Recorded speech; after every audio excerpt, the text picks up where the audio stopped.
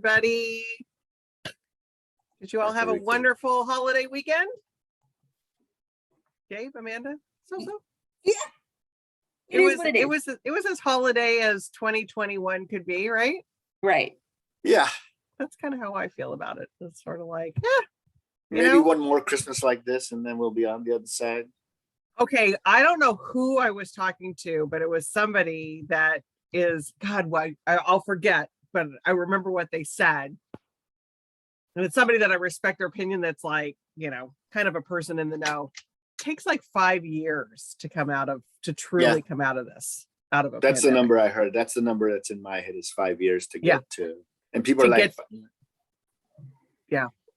so get stupid on board. I have a feeling we're kind of, it's playing way too much into my like, I don't mind being secluded, and you would think I'd be like, oh, being the events person, let's all, it's like, oh, there's a part of me that kind of likes really? No, I can't go do that. Really? I miss people. I just miss that people. Must be new. It's new. It's a new one for me. Yeah, it's like, no, I remember I was that guy who was like, I mean, just by virtue of getting older, but I was that dude who was like, if you invited me to a party, I'm there, I'll show up fashionably late, and then I'll be there like all night. Right. And now it's just like, I have no compulsion to do that at all. Even to get out to the party, Right. Even just like, oh, it's 8:00.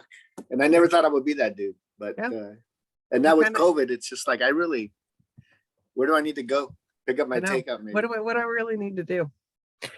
Okay, Amanda, does this mean you thought of something to talk about? Yeah, I'm coming back in. All right, you're back in. Okay, so it's gonna go Amanda, Gabe, and Amanda.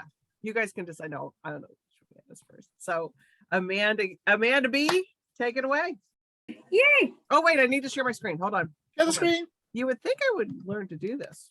But there you go. Okay. Okay. Oh wait, that's the wrong button. Try that again. That one. Okay. At the bottom. Hang on. I know, but it's gonna pop up that one. Oh, there it is. I don't want to show you my whole thing. I just want to show you my PowerPoint. I know. Usually that's what I do, is I show you my whole desktop. Right. See, you can't see my whole desktop right now. I know. Good job. So the first, so my books that I had selected for this week were some of our popular books for the entire year. So that is what I'm going to go ahead and present today. So these are just some of the 3 books that were, again, the best, some of the best ones for us for this year. So I'm going to go ahead and start with my first book. Is How the Word is Passed by Clint Smith. So for this book, it's actually been featured on a lot of end of year best lists. And so that was one of the reasons why I selected it. It was a bestseller when it came out. It is still selling extremely well. And so what this book is about, so our author starts off in his hometown of New Orleans, and he brings you on a tour basically of different monuments and landmarks about the past that talk about slavery. So he'll talk about Monticello, he'll talk about all kinds of different places and talk about the history there, and as well as how they are dealing with it today. So I think it's got a lot of really great places that it talks about. It's got a lot of great history that I think a lot of people aren't aware of in some of these places. And I just think it's a really great piece of nonfiction that just really talks about the importance of these places and really kind of the impact that they have leading up to today. So again, it's just a really wonderful read. Highly recommend everybody take a look. So there you go. How the Word is Passed by Clint Smith. Love it. I was just looking up because I was trying to remember if he was a historian, but he's a poet and a scholar. Okay. I was just looking up who he was. Super interesting. I read that he is so young. He was like he had to finish high school in Houston because he got evacuated because of Katrina. I forget how long ago Katrina was. Holy cow. Oh, Amanda, you want to stop sharing? Oh, yeah. Really? He was, okay. He was wow. So he's a young. But Katrina was a while ago. It's not like it was just yesterday. What was that? Was that in the it was in the 2000s. It was Yeah, in it was it was in the W's. aught. Yeah. Okay. That was one of Sarita was on here. Sarita, I'm dying to know, did you just read Night Circus or had you read it before? Because if you just read it, then I am redeemed, because my daughter was giving me such grief about talking about that book because it's so old. But I was like, there might be people out there that haven't read it yet. And I think it's a really good winter read. So I'm dying to know, Sarita, if you just read it or if it's an old. Oh, anyway, so while you're typing that, because there's this delay that happens between what we're talking about on Zoom and how it goes out to Facebook. So there might be a little bit of a delay. So with that, Gabe, what's your first one? I forgot what my first book is, but it'll show up on my PowerPoint. There you go. So my first book, I'll start here. Once Upon a Time, We Ate Animals by Rowan van Voorst. Rowan is stepping into that world of food, the Michael Pollan world a little bit, with a curious take on the whole use of animals for food and other materials that we use animals for. It's like a given that, if we ate less meat and we had fewer cows and pork, and the ecosystem would be much more balanced, we'd be healthier, etc., living a more plant-based life. It's a tough lesson for people to accept. I mean, what's better than a cheeseburger? But the point of view that Van Voorst takes is, she, instead of like pushing uphill, she's going to the top of the hill. So she's going beyond into the future, and basically like giving a class, examining your life, in 25 years from now, looking back like we do at slavery and the Holocaust and other episodes of history that were cataclysmic and explosive. So looking back at a period of time where we actually ate animals and how absurd it is to them at that point in time. So it's a real interesting take. I think there's a lot of, it'll generate a lot of interest. It goes on sale tomorrow, so you haven't heard a lot about it, but the buzz is coming. As I said, I think sociologically, I think the take of moving forward and looking back in sort of a retrospect is really interesting, and especially something that is, again, like I said, proven that life would be better for the planet, life would be better for us if we were more plant-based. So interesting point of view. I'm not a vegetarian. I live with a vegetarian. I do what I can, but every once in a while, so I don't feel too guilty, but hopefully we can get to that point in time. Making positive changes, right? Yeah. I mean, I don't eat meat as much as I used to. Right.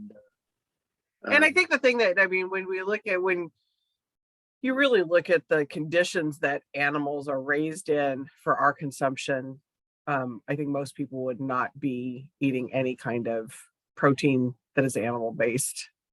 It's pretty horrific. When you look at the pig farms down south and all the chicken, and all the stuff that they pollute, how they pollute the waterways down there, with just the carcasses of dead pigs and the whole, how chickens are, it's kind of brutal. But then, they put it in this nice, between two buns, it's all good. Yeah, I know.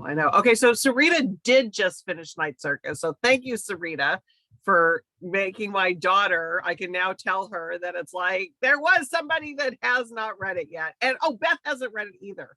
Okay, see, sometimes it's good. I think we need to have a backlist. I think you have to talk backlist. I think those favorites are really good, because I know so many people who have not read, hardly any of the books that I really, really love, just because time passes. You're just keeping up and something. I think we could regularly do a backlist special.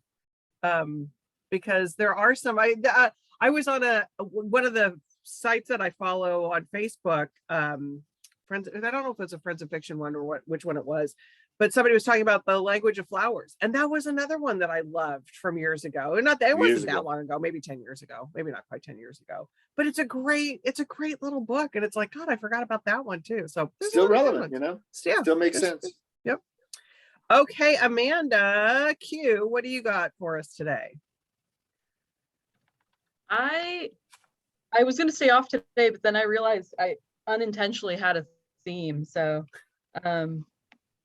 back to my witch hat, because Okay, love it. all my Love books witches today Happy New Year. Happy are New Year kind for of that. witchy.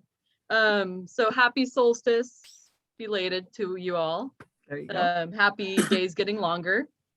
So the first Yay. book is A Woman's Place is in the Brew House, a forgotten history of alewives, brewsters, witches, and CEOs. And this is from Chicago Review Press. The author is the beer and spirits contributor to Forbes magazine, and also teaches Beer 101 at Wilmington University. And this is a book that tries to dispel the stereotype of the bearded hipster brewmaster. It's actually women, not men, who've brewed beer throughout the centuries, throughout most of human history. So this is a series of essays that kind of, you know, she wants to reframe the beer industry. And in San Diego itself, there's been a lot of shakeup lately in the beer scene when it comes to the way women are treated in the industry. So I think this is really timely. She actually came down and did a couple of events recently. I was too scared to go, but she was over there at Lost Abbey downtown, and also at Stone Brewing. Because it kind It's of, really I mean, well the written. San Diego industry kind of has a bro kind of like reputation, right? Absolutely, yeah. Yep. Yeah. And it just does not track when it comes to the actual history of craft brewing. So there are chapters in it called like Brew Like an Egyptian, The Last of the First Craft Brewery Women, Strange Brew, Did Renaissance Brewsters Practice Fermentation or Witchcraft? I was going to So ask it's you a- where the witchcraft came in. I was like, oh, is that like Yeah. a poisoning? Were they Had a poisoning bit of people an with their allusion to that brews? in the title. So yeah, I dig it. That book sounds amazing. Yeah, the when you think about the witch stirring the cauldron, Yeah. they were making beer, man. It wasn't just Eye of Newt and you know, rat tails or whatever the heck. Oh, it might have been. So yeah, so That might have been part of the brew. Yeah, it illuminates that connection. Interesting. So again, that's A Woman's Place is in the Brew House by Tara Nurin. Love it. It's out now. Perfect. Okay, Amanda B, what do you got for us? My turn again. There we go. All right. So my next book that I have is Youre, Truly Elvira. Love it. Love Memoirs of the Witch Dark. So I'm gonna slightly age myself on like the lower end. When this first came, I was like, I know the image, and I know she's relevant in, you know, like this, like a little cultish, you know, underground thing, but I really had no idea like what she was known for. I just knew she was known. So this book for me has also been very educational. And my parents, I will say, are the ones that really talked to me about her and who she was and what she did. And I showed me some YouTube clips for kind of who she was. So I got a nice little learning tutorial on Elvira, and she is absolutely fabulous. So this is her memoir. This is her story of her life and how she came to be. And it is absolutely fascinating. It is wonderful. And she is just puts herself out there for all to see. And she talks also about her sexuality, which was something that she really didn't get into a lot. And she really, you know, came forward in this book, talking to people. They were completely surprised that that's, you know, what came out, what they learned from this book and what kind of came out there. But the fascination from people on her life and on her story has just been wonderful. I know so many people that have wanted, you know, that are wanting to read this, have read this and have loved it. events that we have done. You know, we've done, I know my area, one event in person, and it was just fabulous. People showing up with their shirts in the full attire and just the sheer excitement to come see her. And so, you know, I learned something fabulously new when this book came out. And, you know, for those that don't know her or know her and love her, this is just going to be a great read. So yeah, there you go. Yours truly, Okay. Elvira. Okay, pop us off of screen share. Okay, when that came on the grid, I was like, oh yeah, I want her. And this was like pre-pandemic, because it was like, I wanted her for a signing. I mean, it was just like, because she's iconic. I mean, some of the things that she's done, when you read about it. So we didn't get her live, but we got to be part of the virtual event for her. And it was with Peaches, the Peaches Christ is who did the interview, which was hilarious. He called Hachette Hachette, like confetti. Oh my God, it was the funniest. I mean, it was just like, it was such a great interview. I don't know. I don't think we were allowed to record it, but there might be a recording of it somewhere out there. We got a clip from it, and it was part of like it was like our holiday roundup, like us through the year, and it was just like a little clip that's showing like, and now we're known as Hachette. Played that little clip for us on I immediately, because you hadn't, I don't think you had been hired yet, and Rick had already left, but I emailed him. I was just like, that was I burst out laughing because when I was watching it live, I was like, oh my God, hilarious. I mean, it was such a fun event. But she is iconic, and I'm so glad that book was on there. That's fantastic. Thank you. Okay, Gabe, what you got? So much fun. My next book will be dun, dun, dun, dun, a cookbook. Oh, I got no adult fiction on this list. So The Comfortable Kitchen. I've been wanting to talk about this book for a long time, and I think I may have previewed it. No, I didn't preview it yet. Okay. But it's Alex Snodgrass, who's a book blogger, fish blogger,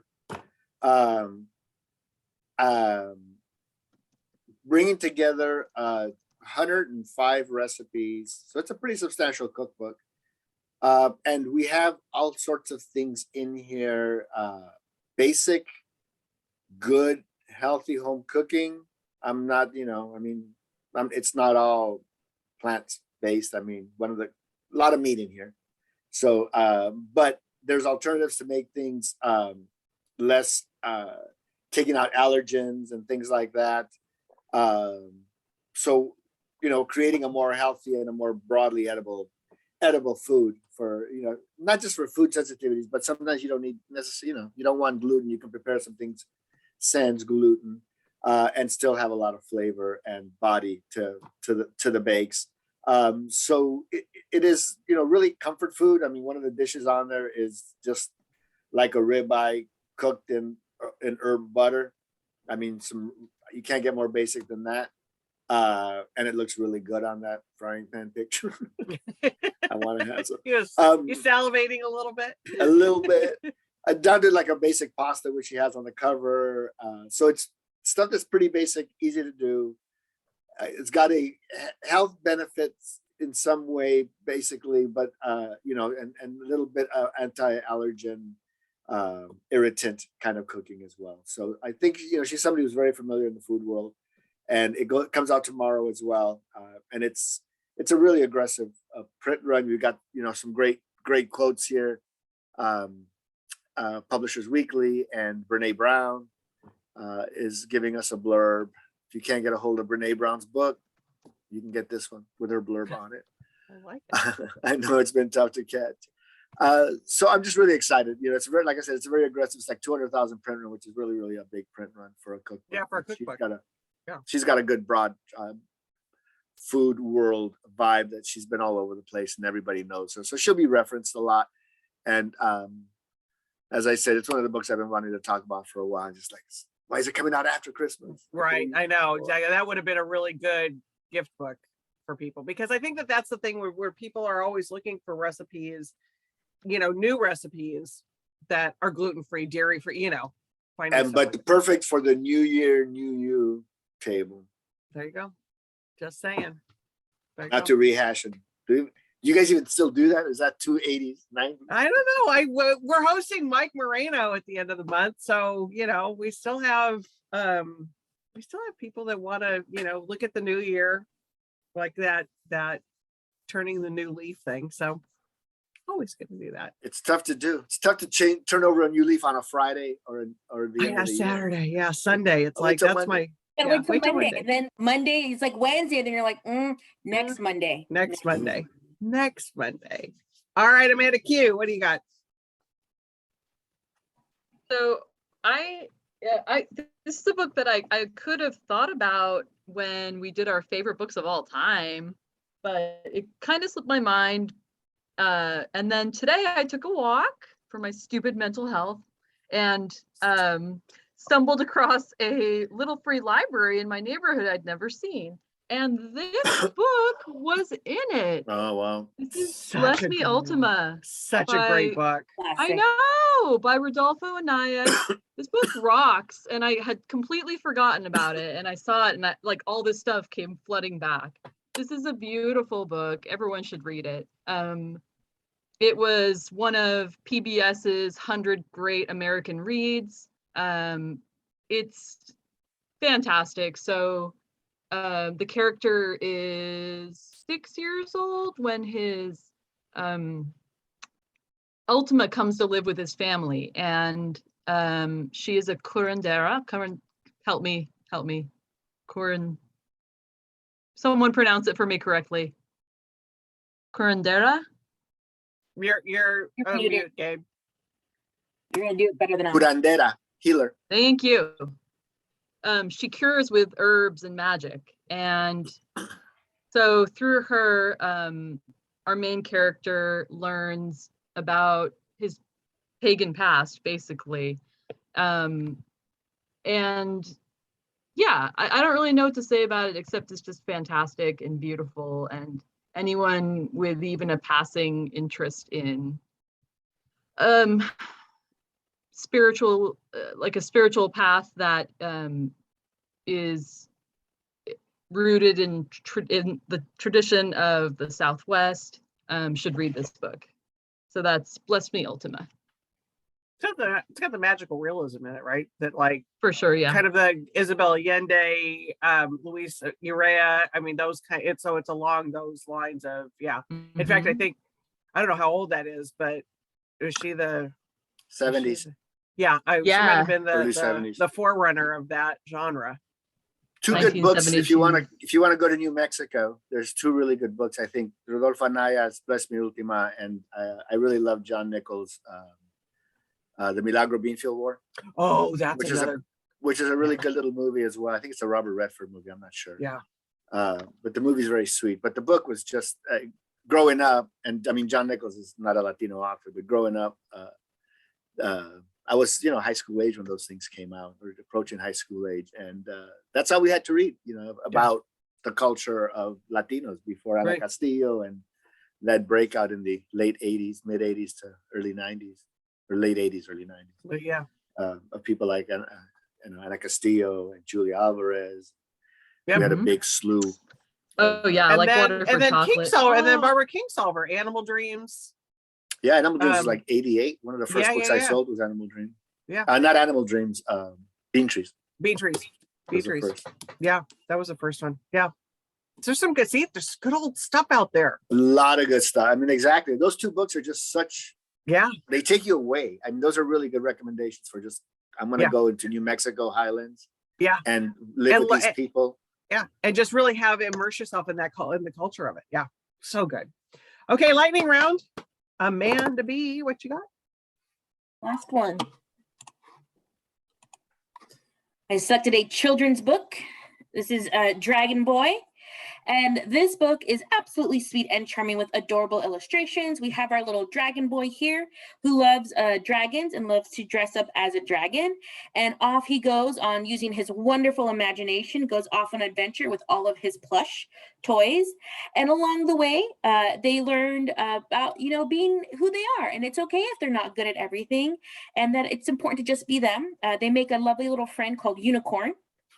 And Unicorn's a little down on herself. And with the help of Dragon Boy and Dragon Boy's little plush, Unicorn is very happy and she accepts who she is. The illustrations are charming. I love the whole imagination element of it, of this boy's just wonderful imagination is creating this whole world off an adventure with his plush toys. And his little dragon outfit is absolutely adorable. And at the end of the night, he takes off his little dragon outfit, he hangs it up, and then he goes to bed.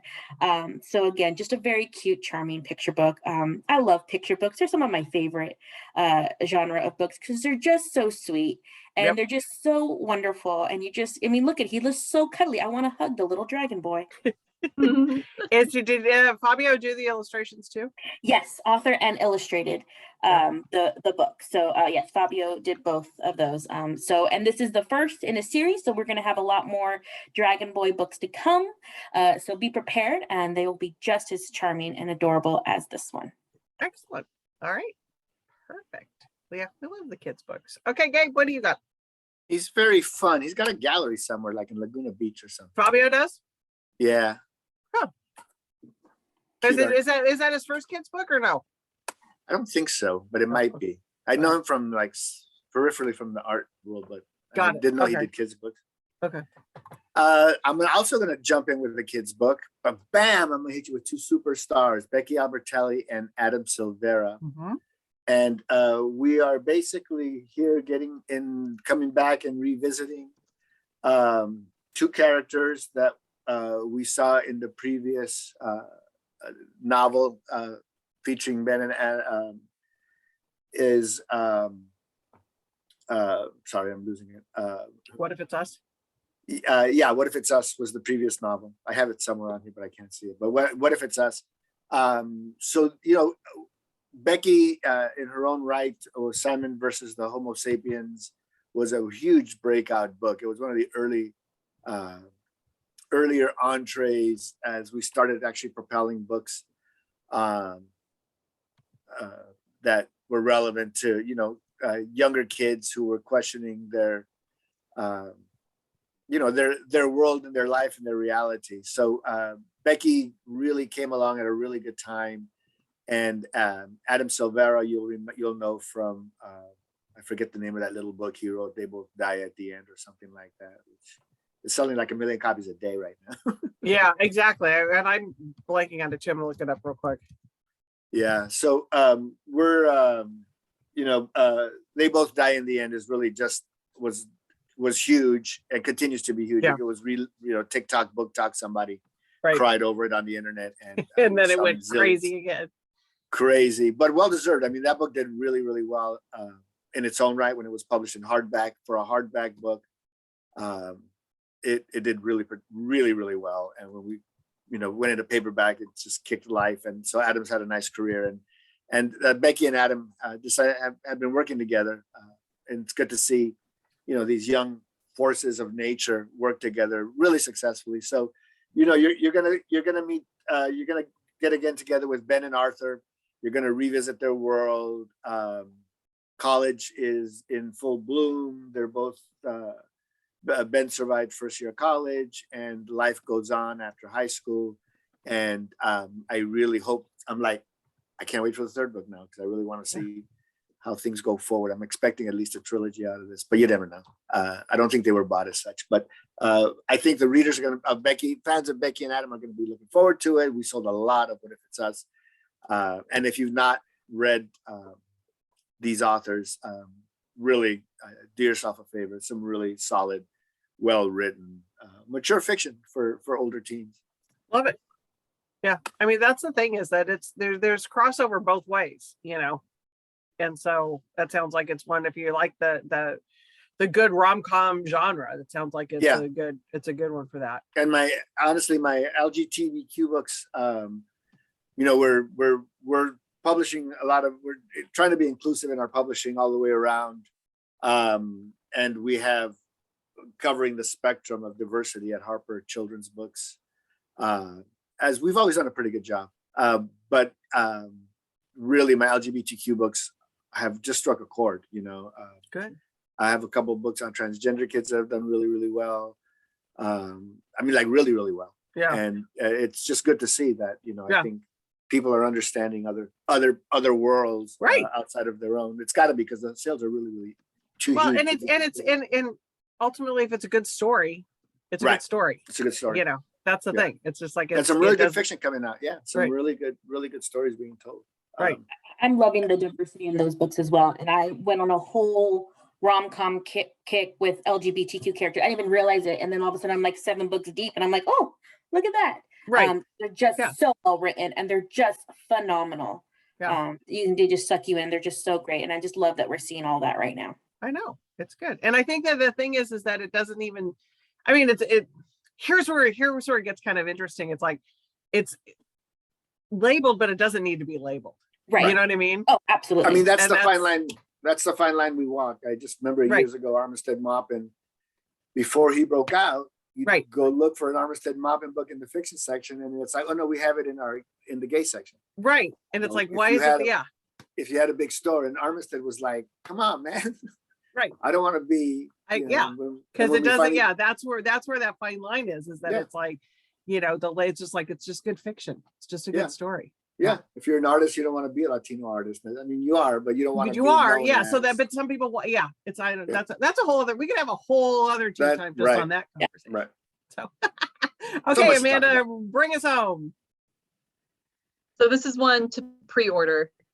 I am so excited that this came in the mail. This is Moon Witch Spider King by Marlon James. Oh, so that's his this Game of is- Lucky Thrones. copy. I knew. So this is the second book in Marlon James's Dark Star trilogy, which is being touted as an African Game of Thrones, but I think that's kind of reductionist. I'll read a couple of quotes about the first book, which is Black Leopard, Red Wolf. And it came out in 2020, which feels like forever ago. But so the first one, Time Magazine, Salman Rushdie said in Time Magazine, a fabulous reimagining of Africa with inevitable echoes of Tolkien, George R.R. Martin, and Black Panther, but with highly original, its language surging with power, its imagination all-encompassing. It was one of Time's 100 best fantasy books of all time, winner of the LA Times Ray Bradbury Prize, a finalist for the National Book Award. So actually, no, I'm sorry. When's book 2 coming out? Well, this is coming out on February 15th. I'm wondering now if Marlon James was a finalist for the National Book Award for A History of Seven. I think that was what it was. I think he won that for History of Seven. Didn't he win it for that? Or was he a finalist? I can't remember. Oh. But anyway, We'll do this some book googly rocks. searching on that. Yeah. So I love, there's another quote I wanted to read. No novel was as intoxicated by the pleasures and possibilities of storytelling as this bloody, bawdy, profane, deliriously overstuffed work of high fantasy. The Wall Street Journal said that about Black Leopard, Red Wolf.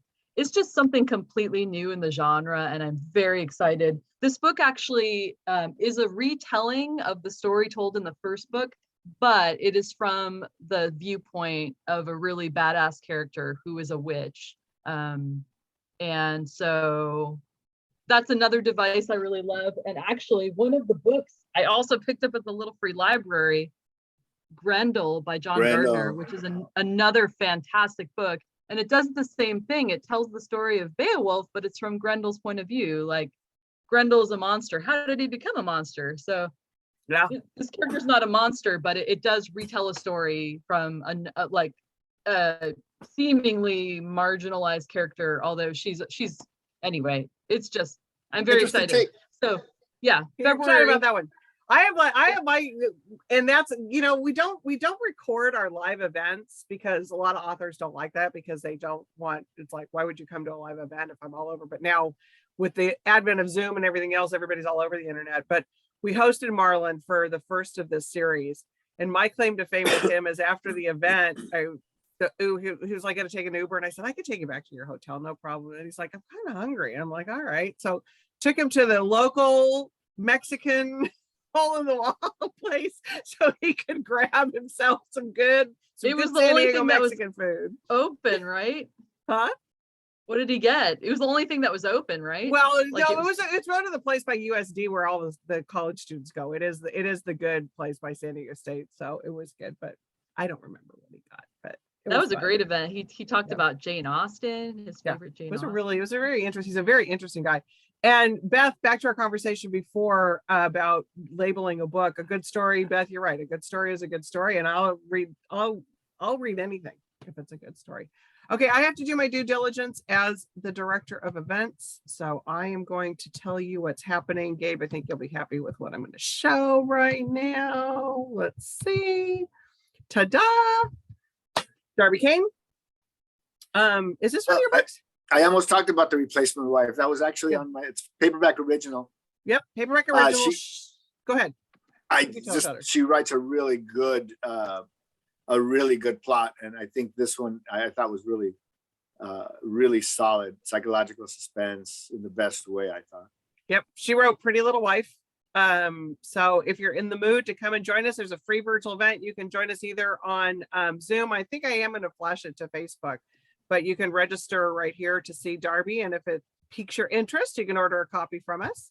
And then just reminders that we've got some great events coming up in January. We've got an in-person event with Susan Meisner, James Patterson, and Mike Lupica, and on the January 11th with the Horsewoman, T. Jeff Parker. I mean, lots of good stuff happening. So both in store if you're in San Diego, but we're still doing stuff online too. So don't forget about events. That's really my job, right?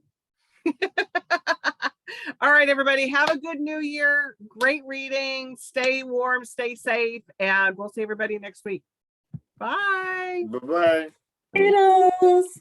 There we go. And